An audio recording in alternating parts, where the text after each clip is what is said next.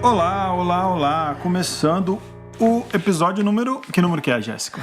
É o número 23. 22. 23. 22, não é? 23, 22. Não, 22. 23. É o 23? É o 23. Não sei mais, estou perdido. Mas eu quero falar que é o episódio 2 na nossa temporada Margens, Vozes de Mulheres na Literatura. O episódio passado foi com a poeta portuguesa Cali, foi tão bonito. Foi maravilhoso. Tem sido incrível fazer essa série, apesar da gente só ter um, mas eu tenho certeza que vai ser uma série muito emocionante e de muito aprendizado. Não só pra gente, mas pra todo mundo que acompanha aqui o nosso programa. Aliás, obrigada, pessoas que nos acompanham. E eu acho que essa ideia, a Jéssica deu essa ideia de fazer algumas temporadas. Então vocês vão ver aí que a gente vai caminhar nesse terreno também, de fazer uns episódios temáticos, né? Na verdade, eu copiei essa ideia de outros podcasts. A gente é meio plagiador aqui, né? Eu copio mesmo a ideia de outros podcasts, porque eu sou viciada em podcast agora, e daí eu fico pensando como é que a gente pode melhorar o nosso. E o Tadeu tá fazendo uma carinha aqui de santo, mas ele faz a mesma coisa. Eu faço porque eu falo, olá, olá, olá. Ele plagia o RuPaul. Pois é, cara, mais louco ainda, né? Mas é legal, eu acho que essa ideia de verdade agora falando... Não que o que a gente falou passado não era verdade, mas dessa temporada com as mulheres aí, a gente fazer essa reverência, né? Às mulheres mesmo, porque a gente preza muito isso aqui. A Jéssica tem esse projeto lindo do Margens, que é quem conduz esse podcast. Então foi muito legal. Quero mandar um beijão pra Cali também. Tenho certeza que ela vai estar ouvindo a gente, que foi o episódio passado. Foi um episódio muito poético, foi um episódio muito sensível e muito sentimental no sentido mais bonito da palavra. E a Jéssica escolheu os convidados, né, as 4 convidadas dessa temporada, de um jeito muito bacana, porque cada uma tem uma característica muito individual, muito singular. Então nós temos 4 singularidades aqui e com temas muito legais de ser falado, né? Seja o episódio passado da poesia, e hoje com uma convidada. Quero que você apresente, Jéssica, faça as honras da casa. É uma convidada ilustríssima, é a nossa querida Márcia Cambeba, ela que é poeta e geógrafa brasileira, de etnia, talvez eu fale errado, e já peço desculpa pela minha distância da cultura indígena, mas de etnia Omaguá Cambeba. Ela nasceu numa aldeia ticuna, onde viveu até os 8 anos, e aí ela se mudou para São Paulo de Olivença. É autora do livro Aikakiri Tama, Eu Moro na Cidade, e faz parte do conselho editorial do selo Ferina, do qual também faço parte. Muito bem-vinda, Márcia. Desculpa se eu falei alguma coisa errada na sua apresentação. É um prazer te ter aqui. Me corrija, por favor. Meu boa noite, Jéssica, Tadeu. Boa noite. Eu quero dar um alô para todos os ouvintes do programa de vocês. Uma alegria imensa. E eu sou muito grata em nome da literatura indígena, em nome da poética que leva a cultura dos povos indígenas. E sim, o nome do livro é Aikakiritama, falou certíssimo. Ai, que bom, significa eu moro na cidade, é uma forma de afirmar mesmo que a gente mora na cidade. E mesmo morando na cidade, a gente não perde a identidade de ser quem é. O nome do meu povo é Omágua Cambeba. Omágua é o nome de fato do povo, e Cambeba é um apelido, porque remodelava o crânio em uma linguagem mais popular, achatava mesmo o crânio, deixava como se fosse uma cabeça, uma mitra de um bispo, né? E aquilo era uma forma de marcar uma identidade. Em outras literaturas, de dizer que a gente não era canibal, porque naquela época quem era canibal era, né, logo dizimado, então o povo disse, não, vamos fazer uma marca aqui para dizer que a gente não come carne humana. Em outras literaturas vão dizer que era uma marca de beleza. E de finalzinho de 18 para 19, já estava extinto o ritual, porque chega o contato e tira do povo esse ritual de iniciação, que era quando a criança nascia. Legal demais. Entendi. Eu até queria já me desculpar aqui também para os ouvintes. A gente comentou um pouco antes, eu conversei um pouco com a Márcia e assim, é gritante como que eu sou ignorante no que diz respeito à cultura indígena, que é uma cultura tão próxima da gente. Eu acho que todo brasileiro tem aí um pouco de raiz e um pouco de etnia, dado que somos um país extremamente miscigenado, né? E que a colonização tirou isso tudo da gente, inclusive essa cultura que é tão bonita. E aí eu acho que é muito momento da gente rever isso, de olhar um pouco para dentro e de aprender. E por isso também esse convite para Márcia, para a gente entender. Ela foi muito generosa no compartilhar desse conhecimento e queria agradecer de novo e já me desculpar por alguma bobagem que eventualmente eu possa falar dada essa ignorância, porque realmente a gente cresce tentando se distanciar o máximo possível disso e de uma maneira que a gente nem sabe porquê, né? E aí eu já queria te pedir, Márcia, para ler um texto seu, até para a gente conhecer um pouco mais sobre isso, sobre essa mulher indígena, essa mulher poeta. Eu pensei em 2 poemas, mas eu vou até a título de informação. Eu tinha escolhido Amazônicas, que fala da mulher, mais a título de informação, e é um poema que está muito usado nas escolas, já abriu aí a conferência da CNBB dos Bichos do Brasil, e eu acho que esse poema está no Aicaquiritama, que é na reedição do Aicaquiritama, da 2ª edição, e é um poema que as crianças pedem muito nas escolas, né? Dos pique-xixito até os mais grandinhos, ao ensino médio. Já caiu como tema do Enem. Me mandaram a fotografia do poema, não sei se foi bem o Enem, mas foi uma prova, foi lá por Brasília, da universidade. Meu primo foi fazer a prova e estava lá o poema. Então, eu vou recitar esse, tá bom? Tá ótimo. Chama Índio Eu Não Sou. Não me chame de índio porque esse nome nunca me pertenceu. Nem como apelido eu quero levar um erro que Colombo cometeu. Por um erro de rota, Colombo em meu solo desembarcou. E com desejo de nas Índias chegar, com o nome de índio me apelidou. Esse nome me traz muita dor. Uma bala em meu peito transpassou. Meu grito na mata ecoou. Meu sangue na terra jorrou. Chegou tarde e já estava aqui. Caravela portou bem ali. Eu vi o homem branco subir. Na minha uca, me escondi.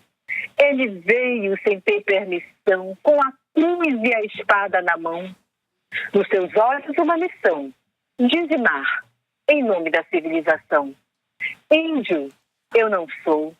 Sou cambeba, sou cocama, sou tembé, sou baniwa, sou uaiuai, sou cocama, sou ticuna, sou sateré, sou suruí, sou caiapó, sou pataxó e resisto com garra e com muita fé. Mas índio, índio eu não sou. Gratidão. Nossa, que lindo. Muito lindo. E que reflexivo, né? Faz a gente pensar tanta coisa, porque como a Jéssica falou desse distanciamento que a gente tem, quando a Jéssica até sugeriu, falou, vamos falar sobre literatura indígena. Eu falei, caramba, como a gente não pensa nisso, né? A gente vai fazer uma pauta, a gente vai discorrer sobre eventuais convidados, assim, você fala, nossa, literatura indígena, tão nosso, né? Tão do quintal de casa e ao mesmo tempo tão longe, tão do lado de lá, né?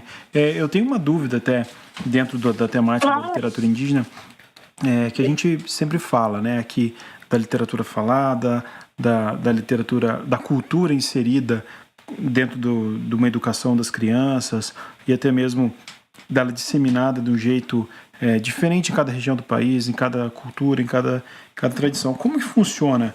Assim, a gente sempre vê o índio como um expoente muito, muito forte da arte, porque o índio, dentro dele, ele tem as expressões muito fortes, a dança, o canto, né, as pinturas. Como que funciona dentro da literatura indígena, o abecedário da arte? Como que ela é inserida? E depois de inserido, como que ela é cultivada alheio a quem não é índio, né? Alheio aos não indígenas, a não literatura indígena, né? Olha eu falando índio aqui, ela acabou de falar que não é falar Ela índio. acabou de falar, Tadeu. Alheio à literatura indígena. Já estou fazendo a minha culpa aqui, desculpa. Mas como que funciona isso? Eu tenho essa curiosidade mesmo. Como que é falado a arte dentro do universo indígena, dentro da literatura indígena, dentro da cultura indígena? Olha, Tadeu, é uma pergunta muito pertinente, muito boa, e eu agradeço porque eu não levo só a literatura, né? Eu sou compositora, sou cantora, sou fotógrafa, sou roteirista, tudo dentro da cultura, sou atriz, tudo dentro da cultura indígena. E como é que todas essas artes que vêm da cidade e que chegam para nós, como é que essas artes se tornam, em que momento elas se tornam resistência? Nós aprendemos a resistir desde os tempos dos nossos ancestrais. Então, os nossos primeiros ancestrais, eles, se hoje eu estou falando com você, é porque um dia alguém lutou para que eu estivesse aqui. Então, a gente traz essa arte como resistência. A música, por exemplo, o indígena não canta para buscar, pelo menos a minha impressão é de que a gente não busca palco, a gente não busca holofote, a gente busca informar. Todas essas linguagens, elas são carregadas de informação. E é importante que a gente aprenda com a cidade para contribuir com a aldeia. De que maneira? Pela arte visual, a gente pode documentar coisas que lá atrás não se tinha na época. Quanto que a gente perdeu de registro porque não se tinha forma de documentar. Hoje não. Hoje a gente tem uma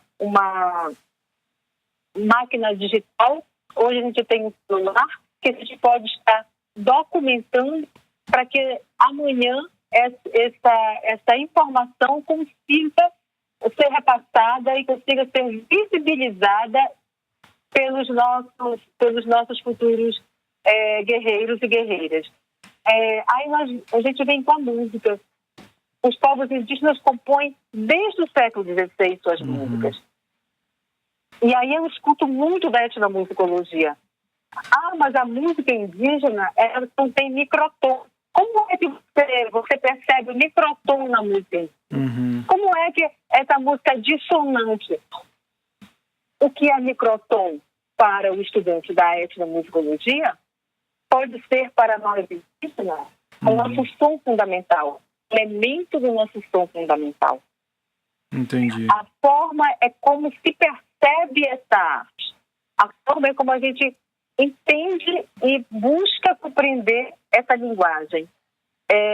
Às vezes a gente quer modular e enquadrar a música indígena numa linguagem eurocêntrica, numa linguagem de agora, nos moldes de uma educação musical que não vem daqui, vem de fora do Brasil. É importada de fora para dentro. E aí a gente quer pegar a cultura indígena e enquadrar. Então, quando o indígena canta... Então, para mim é desafinado, para mim é dissonante, para mim... E o que não é, sabe? É ritualístico. Na cultura indígena, a gente canta sempre. Tudo é ritual. É uma cultura ritualística.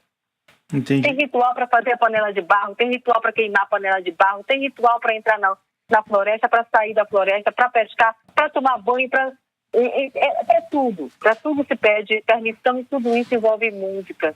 E tudo isso envolve arte. Isso que você está falando. Pode concluir, desculpa. Justamente. Então a arte, vamos lá para a fotografia e para o desenho. Na época que não se tinha a fotografia, a gente desenhava nas paredes das cavernas. As artes no pé estão aí para dizer para gente. Quando aquele boneco com a mãozinha para cima dizia pro outro grupo de indígenas que por ali fosse passar que ali tinha acontecido o ritual. O desenho dos animais que tipo de animal eles identificaram naquele lugar. Então, o indígena, ele vem nos ensinando desde os séculos passados. A gente aprendeu a ecologia, os conceitos de ecologia vêm dos povos indígenas. Por isso, eu acredito que, sim, é aquilo que a Jéssica falou. A gente está muito distante do saber que está muito perto da gente. É quando eu escrevi um poema chamado Pisando na História. É o que a gente faz, desconhecendo a nossa história, desconhecendo a importância desse legado indígena para a sociedade brasileira, a gente pisa na nossa própria história, desconhecendo ela. Eu acho legal isso que você falou, porque dois pontos assim que me chamaram a atenção. Primeiro, é muito bom ouvir isso da sua boca, né? Isso é uma experiência própria mesmo, que a gente tem uma mania de querer falar às vezes pelo outro, né? De achar que sabe alguma coisa e de querer tomar uma frente. Quando você fala, né, que o indígena, seja de qual tribo for, seja de qual origem for, não tem essa visão diferente da dele, né? Você até usou o termo eurocentralizada, não sei. Eurocêntrico. A gente vê muito o índio sendo colocado como uma figura muito caricata, né?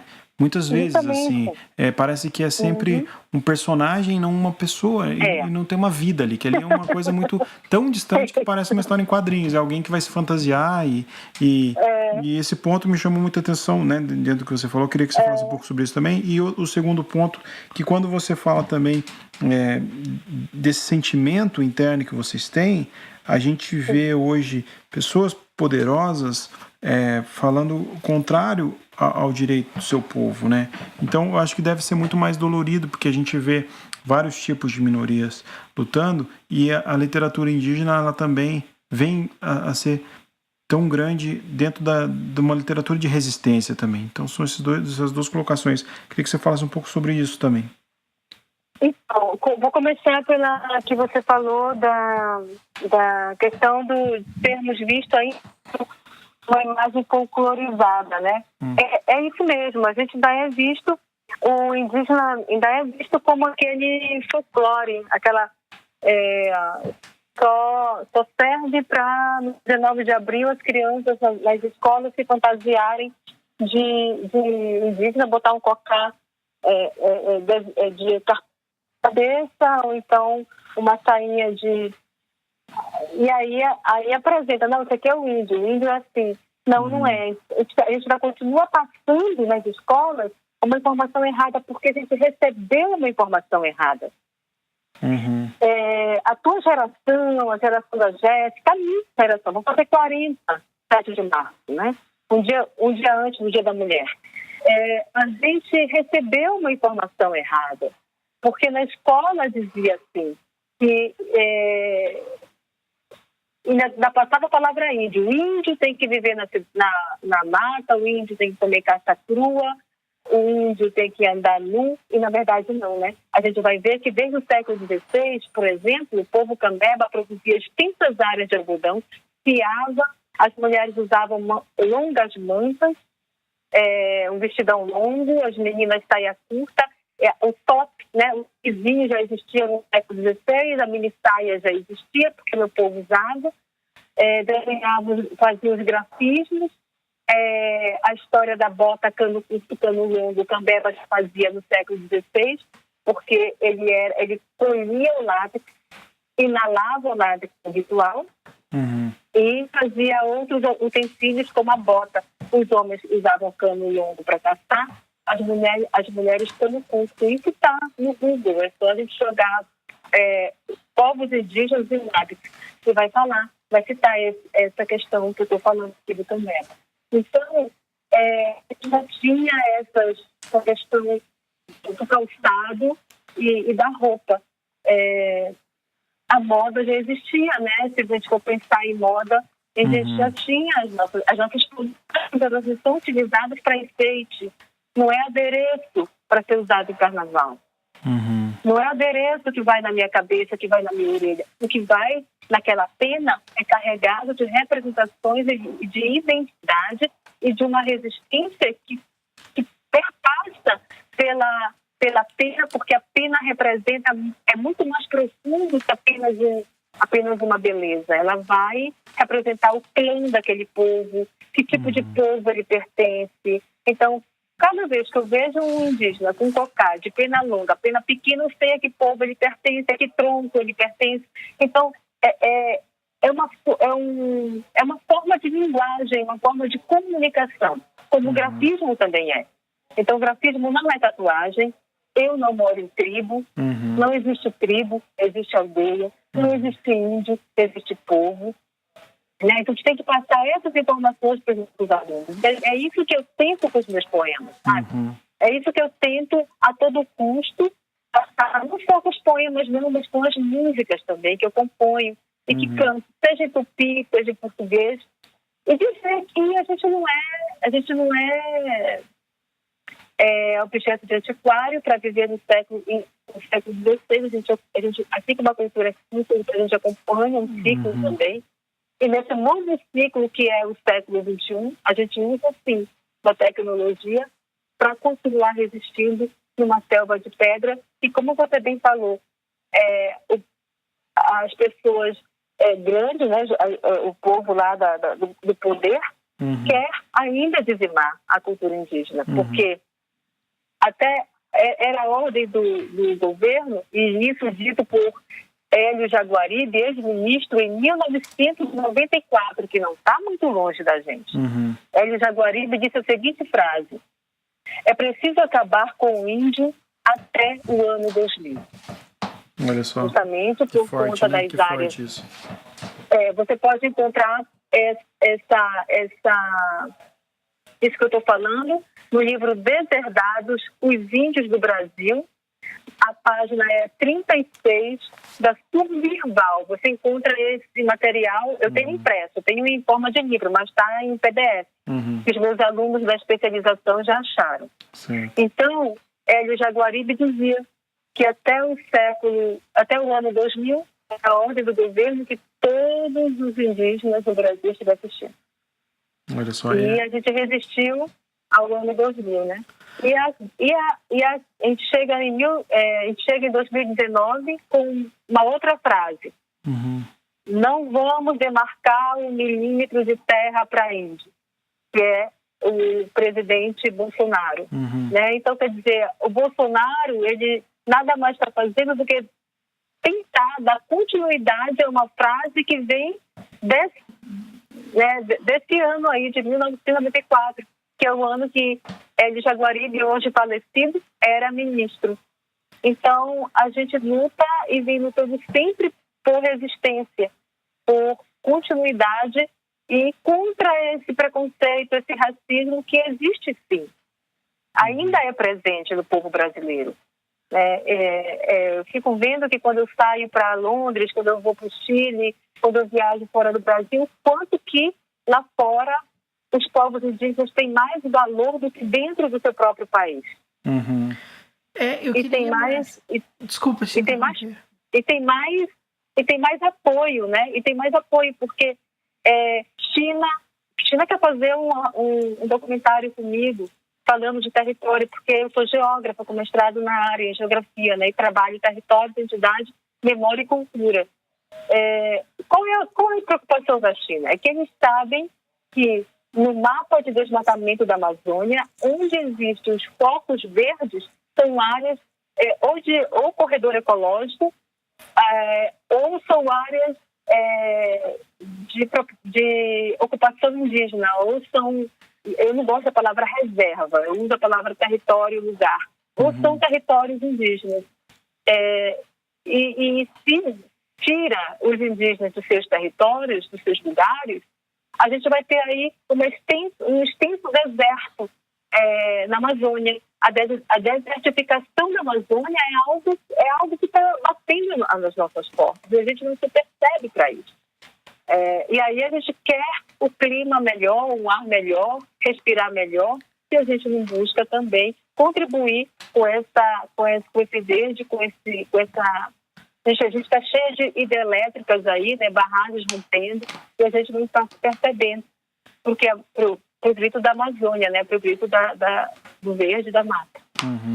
Márcia, eu queria te perguntar, puxando mais para a literatura, quando foi que você resolveu ser poeta e existir enquanto uma mulher escritora que tem essa descendência indígena, enfim, que viveu aldeada na infância e tudo mais, haja vista que a gente passa justamente por esse período. Eu sei que nunca foi fácil e que o apoio às comunidades indígenas nunca foi um apoio efetivo por parte dos governos, ainda que tenhamos tido governos mais alinhados com a pauta, nunca foi uma pauta que foi totalmente contemplada e que agora existe uma guerra declarada e um genocídio em curso e que assombra muito, né? Tanto essa frase que você falou do Hélio, tanto com a frase do Bolsonaro, que está presidente hoje, e, enfim, eu queria que você falasse um pouco sobre como que é se posicionar enquanto poeta dentro disso tudo, né? Você perguntou como que nasce, né? Pelo que eu entendi, como nasce a poesia em mim, né? Isso. Mais ou menos isso? Eu cresci, eu nasci na aldeia Belém de Solimões, como você bem colocou no início, que é do povo Ticuna, eu sou cambeba. Então, minha avó foi dar aula lá e minha mãe foi para lá grávida, e lá dentro de um ritual que minha avó me contou, não me deixava esquecer nunca, porque ela ficava relembrando, eu nasci. E fiquei com Ticuna até 9 de idade, na verdade. Com 9 de idade. Que foi quando eu fui me alfabetizar, porque até então eu não tinha, né, alfabetizada ainda. E aí a minha avó, só que nesse período de 7 a 9, minha avó, ela também escrevia poesia. Ela fazia música. E a gente era muito visitada na nossa aldeia por turistas, por gente que vinha de fora do Brasil, da Itália, de outros países. E a gente recebia sempre turista, porque minha avó fazia eu decorar os poemas e as músicas, e eu que era, né, recebia com poesia e com música. E eu fui crescendo vendo isso. Eu fui crescendo acompanhando minha avó desse jeito, tanto na luta também como mulher, né, liderança indígena que ela era. E eu comecei com 14 anos a escrever meus primeiros poemas. E daí para frente eu não parei mais de escrever. Escrevia vários poemas, mas foi só no mestrado, quando eu terminei o mestrado, que eu pensei o que eu ia fazer com a minha dissertação. Que poderia ficar engavetada lá na universidade, mas eu não queria que ela ficasse, queria que ela ganhasse o leitor, ganhasse o mundo, né? Ficasse nas mãos das pessoas. Então eu pensei, por que não transformar os meus temas, o que eu discuti na dissertação, por que não transformar em poesia? E aí nasce o Aitaquiritama. Eu moro na cidade, e o Aitaquiritama vendeu bem, nós estamos na segunda reedição pela editora Pollen. E está na sala de aula, está sendo muito usado pelos professores, eu estou muito feliz. E a partir daí, eu já recitava antes de uma sala de Aitaquiritama, eu já fazia recitais, recitando poemas de outros poetas. E a partir de então, eu começo a recitar meus poemas e cantar as minhas canções, e a partir disso fazer resistência e fazer a poesia resistir, tanto pela poesia como resistir pela literatura indígena. E isso me deixa muito feliz e é o que eu gosto de fazer. Eu queria te perguntar justamente isso, sobre essa coisa de resistir, porque quando a gente fala de mulher na literatura, a gente já está falando de resistência, e aí quanto mais a gente abre essas interseccionalidades, né, e aí a gente vai, sei lá, mulher preta na literatura, mulher indígena na literatura, mulher trans na literatura, e isso vai ficando ainda mais difícil, essa forma de resistência e de obter uma visibilidade. Queria que você falasse como que é isso para você, assim, se de repente você acaba sendo a única indígena que faz poesia. Acho que tem a Eliana Potiguara, que também escreve, né? Mas que, assim, acabam sendo poucas as referências. Enfim, eu queria que você comentasse um pouco sobre isso, assim, como que é resistir dentro desse meio literário mesmo. Acaba sendo pouco, porque justamente as pessoas têm na literatura poética, na poesia, algo que não vende. Acho que tem muito isso de alguns indígenas escritores, homens, né? dizendo para mim, muda de ramo, porque de escrita literária, porque poesia não vai vender. Não vai vender. Nenhuma editora vai querer lançar poesia, porque poesia não vende. Então, se tu escrever livro infantil, infanto-juvenil, tu vai ter mais saída do que escrever poesia. Mas é o que eu gosto de fazer, é o que eu mais sei fazer. Eu escrevo crônicas, escrevo contos, vou estar lançando ano que vem meu livro de contos poéticos, porque eles vão do início ao fim. Então a poesia sempre está permeando a minha escrita. E é difícil, né? A gente hoje, graças a Deus, eu estou entre os indígenas mais vivos com essa literatura, mas é difícil, como você falou. A gente tem Eliane Potiguara, Aurita Tabajara, que eu sei, tem Aline Pachamama. Eu acho que se contar no dedo, você conta mais 5 ou 6. O restante, mas dentre essas escritas, elas escrevem outras coisas. A Eliane escreve para criança, literatura infanto-juvenil, mas eu continuo pensando que a poesia tem sim o seu valor, porque a gente vem resistindo poesia desde atrás, com a Henriqueta Lisboa, Cora Coralina, pela Cora, que antecederam a Henriqueta Lisboa, nós temos Graça Graúna, que também é uma poeta, e é difícil a gente pensar uma literatura poética indígena que venha focar nessas coisas. Ora você anuncia, ora você informa, ora você denuncia. Então, para mim, que a poesia ela traz essas visões aí, de anunciar, de informar, de denunciar e de resistir, né? Porque quantas crianças, quando leem o meu poema, refletem, por exemplo, a gente agora, o Miguel Amorim, em Pernambuco, defendeu o mestrado dele falando dos meus poemas, falando do meu trabalho. E o Miguel, ele aplicou os poemas na sala de aula. E a cada poema que ele fazia, as crianças faziam um diário de leitura. E quando ler esse diário de leitura, eu chorei copiosamente. Porque que tocou as crianças. A criança Berreiro, por exemplo, ele já levou as crianças fora da sala de aula. Para um lugar onde tinha árvores, e que todo mundo ficasse em silêncio e ouvisse só o som da natureza, dos pássaros.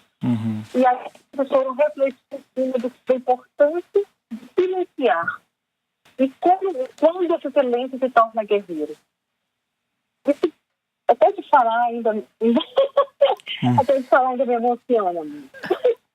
Porque realmente nem imagino, na verdade. Ô, Márcia, dentro ainda disso que você está falando, como que você acha que essa literatura, sendo usada, por exemplo, em sala de aula, sendo aplicada nas provas, sendo mais difundida, ela pode ajudar na conscientização desse Brasil, que é um Brasil que renega, né, essa própria origem, e não só, mas também compactua elegendo um presidente que declara um extermínio indígena. Como que você acha que isso confronta com esse ideal que permeia aí a cabeça de muitos brasileiros, de muitos eleitores que acreditam que, enfim, os indígenas são totalmente dispensáveis, que a preservação é dispensável, que todo esse trabalho de resgate, de memória é dispensável. Como que você acha que esse embate pode ser positivo? Jéssica, eu acho assim, a cada dia que eu recito um poema, que eu faço um show inteiro musical, que eu canto, e que as pessoas, quando termina o meu trabalho, as pessoas dizem assim, nossa, eu não imaginava o quanto que eu desconheço a minha origem, o quanto que eu não conheço nada de mim. Então, quando eu escuto isso, eu percebo assim, a poesia conseguiu, o meu trabalho conseguiu tocar. Eu já vi após um show lá no Itaú Cultural, após Sesc, eu vou fazer agora o Arte da Palavra, vou rodar 6 estados, 12 cidades, Que massa. Pelo Arte da Palavra. E cada vez que o público que termina, que o público vem e diz assim, eu uso o teu poema na sala de aula. Eu veio uma professora em São Paulo, no Itaú Cultural, que disse assim, eu mudei o pensamento de alguns professores racistas, preconceituosos da cultura indígena, só recitando os teus poemas a cada reunião que a gente fazia dos professores. Olha que incrível isso. Acho que nada paga isso, né? Cara, eu não tenho ideia. A gente chora sem querer chorar. Então, cada hora que uma coisa dessa me chega, cada momento que uma pessoa posta um poema meu no Instagram, sabe? E que diz assim, esse poema mudou minha vida, esse poema mudou meu pensamento, esse poema me representa. Eu percebo cada vez mais que sim, que estou no caminho certo de resistir com a poesia. E resistir com a poesia na cultura indígena. E tu sabe o que é mais lindo? É quando eu recebo por mensagem de WhatsApp um poema feito por uma ex-aluna minha de graduação que diz, Parenta, lê esse poema aí, vê se presta, se é poesia. Claro, o que você escrever é poesia. Aí eu posso dar uma pitadinha organizar para ficar mais arrumadinho? Claro, Parenta. Eu organizo para elas, porque às vezes vem como forma de texto normal mesmo, né? Então, eu vou só estruturar, reenvio e a alegria deles. Então, cada dia que eu dou uma aula, que meu aluno escreve, que eu saio dali sabendo que, olha, eu abri meu TCC com um poema que eu mesmo fiz. Isso é lindo, isso não tem quem pague. Paga, né? Nada. E assim, teve um dia que a gente recebe muita afronta pelo Facebook, né? Eu recebi várias, assim. Numa poesia minha, um cara escreveu embaixo, eu quero que jogue uma bomba nas aldeias, que morram todos esses índios e que foda-se a cultura indígena. Que horror. Cara, aí eu pensei, eu pensei, meu Deus, o que eu responder para esse cidadão, né, que deve estar passando, quem sabe qual é o turbilhão de confusão que está na vida dele. E aí eu escrevi um poema, utilizando o que ele colocou. Eu coloquei como tema assim, ó, foda-se a cultura indígena. A vida nasce da fecundação e renasce em cada olhar. Renasce em cada sonho, nas entrelinhas escritas do caminhar. Na cultura indígena, que é rica e sagrada, encontra-se a beleza que o branco cobiçou. Na luta por muitas vidas, o preconceito ainda é opressor. Conhecer a cultura do outro e respeitar sua vivência, compreender sua dor. Nossa cultura vem de gerações e a família não se prostitui, não quer maldade. Traz na alma o ser irmão e no peito a multiculturalidade. Foda-se a cultura indígena para que possa renascer e florir, para que as novas gerações possam ter razões para resistir. Foda-se a cultura indígena para que dessa concepção venham nascer mais curumis e punhetãs, trazendo a força dos muraquitãs. E nessa relação de amor e desejo, possa ter mais compreensão e respeito pelo outro, pela cultura, é o que desejo. Foda-se a cultura indígena para gerar o amanhã que eu mesmo, gestando amor, paz, nesse mundo que vejo. Foda-se a cultura indígena. Nossa, muito bom. Que lindo. Mas sabe o que eu acho? Que toda vez que a gente faz um trabalho que abala essa estrutura que tá posta, a gente sempre fica à mercê desses haters que surgem na internet, né? Então eu acho que teu trabalho tem tanto significado, incomoda tanto, porque desloca essas pessoas dos próprios privilégios, né? Que daí eles querem ofender. Mas a sua resposta foi incrível, fica de lição também pra gente, toda vez que a gente quiser agredir um hater, responder com poesia e com uma poesia de uma qualidade altíssima. Muito bom. É legal ver que a poesia ela é tão inerente a nós, né, que estamos aí querendo ser poesia também, que você vê como que ela consegue ser uma arma tão significativa, né? Uma força de expressão, quando você fala que uma pessoa passou a pensar diferente por causa das poesias que eram lidas, quando você fala que você consegue entonar toda a crítica que você tem enquanto mulher também, enquanto mulher indígena, falando, né? Você falando aí, eu estou fazendo 1 milhão de autocrítica comigo aqui. Coisas que eu falei sem saber, coisas que você falou de várias expressões aí que a gente usa corriqueiramente. Então eu acho que quando a poesia transpassa isso, né, chega ao coração de todo mundo, é porque ela cumpriu o seu papel, né, dentro da sua inutilidade, o seu papel de mostrar. E isso prova para todo mundo que, seja em qualquer povo, seja em qualquer região, a poesia está aí também para ser força, né? Eu penso isso. Eu ainda acredito. Todo dia eu escrevo. Eu acho que escrever é um exercício diário, né? Tem poesias que eu escrevo para o Facebook mesmo, poesias que... E quando eu vejo que aquela poesia foi muito curtida, tem poesia minha aí com 300 compartilhamentos, né? E eu escrevo mesmo, eu posto, porque eu não sei o dia de amanhã. Para que eu vou guardar um conhecimento só para mim? Para que eu vou guardar uma escrita só para mim? O meu primeiro volume do Aikakiritama, o PDF, está disponível na internet, né? Eu paguei isso, eu mesmo saiu do meu bolso, eu paguei para publicar o livro, então eu posso fazer do PDF o que eu quiser. Então quando a pessoa pergunta, eu não tenho livro, você quer PDF? Quero. Então, aí, né? Eu acho que o que importa é chegar, né? Verdade. Márcia, a gente está caminhando para o final do episódio e a gente tem um quadro aqui que a gente fala o que a gente está lendo, né? A gente indica os livros, ou fala o que está lendo nesse momento, ou o que tem de mais querido na prateleira. E eu quero saber de você. O que você está lendo nesse momento, ou que livro você indica, que autor você indica aí para os ouvintes? Eu indico esse que eu acabei de falar, O Deserdados. É um livro ótimo, que você vai encontrar o PDF disponível no Google. Você pode ler também Amazônia, Formação Social e Cultural, do Samuel Benchimol. Né? Você também está disponível, eu encontrei ele na editora Valer. Certo. Você pode ler Sertões de Bárbaros, do Auxílio Malgarte, que também é um livro ótimo, que são livros que vão te encher de conhecimento sobre essa Amazônia, sobre esse Brasil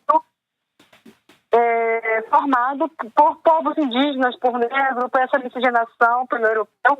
Como que isso forma o povo brasileiro? Nós temos Samuel Fritz. É um livro muito importante. Pode repetir, cortou a hora que você foi falar, cortou a ligação. Você pode repetir esse último? Márcia? Estou ouvindo vocês. Oi, eu estou ouvindo. Não tá te ouvindo. Cortou esse último cortou. Você falou, pode falar cortou de a ligação. novo, Se puder repetir. Diário de Samuel Fritz. Legal. Agora foi. Diário de Samuel Fritz é um livro muito importante para quem é historiador, para quem é geógrafo, para quem é curioso da cultura, né? Então, são livros que eu cito para vocês, porque são livros que enriqueceram. Se hoje eu consigo escrever do jeito que escrevo, se hoje eu consigo dar uma palestra do jeito que dou, é porque eu bebi nessas fontes aí. E a gente tem que partilhar. História da Amazônia, de Márcia Souza, também é um livro muito maravilhoso. A Amazônia, de Berta Becker, grande geógrafa, já falecida, também é outra fonte enriquecedora. E a gente poderia passar Viagem pelo Rio Amazonas, de Paul Marcoy. Ótimo, maravilhoso para quem quer navegar por esse universo indígena do século XVI, XVII. Enfim. Gente, muita leitura. Não, mas bacana. Eu acho que o público gosta muito desse quadro. Por incrível que pareça, é o quadro mais comentado do Rabisco, sabe? E tem meu livro, né? Eu ia falar isso, né, seu livro. Por favor, recomende seu livro. O Aikakiritama, o leitor e o ouvinte pode encontrar na Pollen, editora Pollen, em São Paulo. Pode encontrar na editora Maracá online. A Pollen também manda via correio. A Maracá também, se você pedir, manda via correio. Quem mora no Rio de Janeiro pode procurar a Livraria da Travessa. Em Botafogo você encontra lá também. Aika Kiritama, Eu Moro na Cidade, meu livro, Márcia Cambeba. Eu vou colocar na descrição aí também do episódio. Eu acho que é mais fácil, porque é uma grafia um pouco difícil. Porque daí o pessoal acha. E realmente esse é um quadro que não pode faltar. A gente já tentou tirar ele do programa, mas o pessoal fica louco. Tem gente que volta para ouvir o episódio só para ver as dicas literárias e lê e comenta, e eu acho isso muito legal. Sim, e o que você tá lendo, Tadeu? Conta pra gente. Eu tô lendo um clássico que eu já queria ler faz tempo. Muita gente já leu, muita gente assistiu o filme, muita gente já me perguntou, e enfim, eu comecei a ler e eu tô amando, que é O Sol é para Todos, da escritora Harper Lee. Eu ainda não li, é mais um que você vai ter que me emprestar. Eu tô apaixonado porque eu, como advogado também, né, conta a história de dois filhos de um advogado que vai lutar por uma causa aí para defender um homem negro que foi acusado de estuprar uma jovem branca, e conta o racismo institucionalizado de uma cidadezinha pequena. A narradora, né, uma menina que é a Scout Fincher, que é a irmã do personagem Jen. É um livro muito legal, é um livro muito fluido, é um livro que faz muito sucesso com todo mundo, com pessoas intelectualizadas, com pessoas não leitoras. Então é um livro que muita gente me pergunta, seja as pessoas que estão no meio literário, seja as pessoas que não estão, e tem um filme super famoso, super clássico. Então eu indico aí O Sol é para Todos, da Harper Lee. E você, Jéssica Balbino? Eu tô lendo o de poesias, na verdade eu estou relendo, porque eu gosto de revisitar livros de poesia, que é o da Jari Arraes, que é Um Buraco com o Meu Nome, que foi lançado ano passado. Você falou dele uma vez, é um livro super lindo, super forte, e que eu sempre revisito, porque poesia a gente tem que absorver cada vez mais. Então eu estou revisitando esse livro, dando uma descansada na cabeça de muitas leituras, assim, que eu sou obrigada a ler. Então, meu momento de lazer, eu tô lendo esse da Jari Arraes. Fica essa dica de livro pro muito pessoal legal. ler. Vamos caminhando pro final, Jéssica, desse segundo episódio lindo, incrível. Assim, eu acho que tá dando super certo essa temporada de mulheres. E a Jéssica teve uma ideia incrível, que tá dando super certo mesmo. A gente só tem a agradecer a você, Márcia. Foi muito bom. Obrigada. Obrigada. Eu queria te perguntar se tem alguma coisa que a gente não abordou, que você gostaria de ter falado nesse podcast. Não, eu só gostaria de citar também o livro da Eliane Potiguara, né, que é Metade Cara, Metade Máscara, então, que também é de poesia, que também é um livro muito, muito, muito utilizado aí também nas escolas. Tem não só as mulheres, mas tem o Daniel Munduruku, tem Cristina Pichana. Então, que os professores utilizem esse no 19 de abril, em vez de só repetir informações errôneas sobre a cultura indígena, leve o indígena para a sua sala de aula e deixe que ele faça um momento com suas crianças. E temos aí a Aurita Tabajara, nossa primeira cordalista indígena, com um livro muito bonito que ela lançou agora. Nós estamos aí, né? E para te encontrar, como faz? Nós somos poucos, mas estamos aí. Oi? Para te encontrar nas redes sociais, como que a pessoa te acha? No e-mail, Instagram, etc. Eu estou no Instagram, né? @MárciaWainacambeba no Instagram. No Facebook, eu tenho minha página de escritor, que lá tem muita poesia. Márcia Wainacambeba, escritor. Tem a minha página de perfil do Facebook, está lotada, mas quem quiser ir lá para ver o que eu escrevo muito sobre território, identidade, cultura, enfim, vários assuntos. Trago uma pitadinha, música indígena. Então, sempre estou colocando coisas. Você não vai encontrar muita coisa feia, não. Vai encontrar só coisa de literatura. Estou te seguindo nesse momento no Instagram, hein? Depois que eu descobri que muito pesquisador visita a minha página, eu não coloco mais qualquer coisa, não. É isso aí. Eu estou lá também. Bom, eu acho que são essas duas fontes de pesquisa aí que eu tenho. Facebook e Instagram. Estou te seguindo no Instagram. Eu quero só viu? deixar um apelo assim, para os professores, assim, aquela dica que ele pode substituir uma criança de cocar no dia 19 de abril por um poema de uma mulher indígena, por um poema da Márcia Cambeba. Olha que fácil e que produtivo e que mais próximo da nossa cultura, que mais valoriza do que isso, né? Em vez de vestir uma criança, né, de fantasiá-la como indígena, ela pode ler um poema, Em vez de né? fazer a criança cantar o hino nacional. Em vez de fazer a criança cantar o hino nacional, ela pode cantar uma música indígena, né? Que com certeza ela vai aprender mais. Mas, Márcia, muito obrigada. Desculpa as brincadeiras. Eu aprendi muito. Eu também aprendi muito nesse episódio. Nossa, demais mesmo. E dizer que 2019 é dado pela ONU como o ano das línguas indígenas. Então, acho que é bom a gente deixar registrado no programa de vocês essa dica importante, né? E daí a importância de a gente cada dia mais valorizar o pouco de língua indígena que ainda nos resta. De 1.300 línguas, foi para 274 e hoje 180. E dessas 180, está pendengando perder um monte ainda, né? Era uma informação que eu desconhecia, essa também, da ONU. Obrigada por ela. A ONU declara. Isso, a ONU declara. Vou me informar mais sobre isso. Isso, joga no Google aí. Mesmo pela sua generosidade de compartilhar isso com a gente. Claro. Sucesso, vida longa. Já tô ansiosa pelo seu próximo livro, então, por favor, quando lançar, manda pra gente. E muito obrigada mesmo por dispor do teu tempo pra dividir aqui, tá? Um excelente ano aí, que o ano ainda tá começando, né?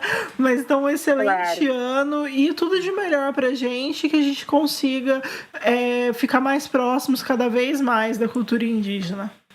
Obrigado. Claro, que excelente bom. noite. Eu que agradeço vocês imensamente. Muito noite obrigada ou a todos dia ou tarde. Obrigada, Márcia. Beijão, tchau, tchau. viu? Tchau, tchau. Beijão pra vocês também. Tchau, tchau. Tchau.